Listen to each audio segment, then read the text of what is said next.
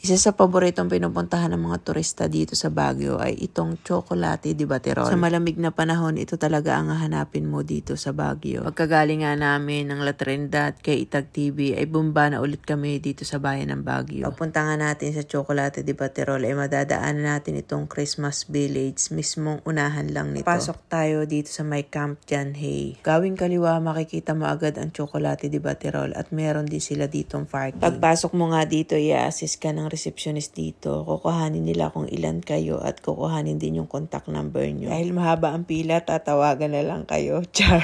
At dito nga pala sa dulo yung pinakanggawaan ng mga chocolate. Pag order nga kayo ay sa harap nyo mismo titimplahin itong chocolate na ito. Almost 2 hours nga lang naman nila itong pinapakuluan para daw makuha yung consistency ng lasa nitong chocolate di Baterol. At yung kakao, sa Davao pa nila yung pinuti. Tamang-tama nga ito sa taglamig, sa nalalamig mong pag-ibig. Tapos nga nilang pakulan na isasali nila ito dito sa parang pitsil at babatihin. Chares, babaterol. Aroma pa lang ay magigising ka na sa bango.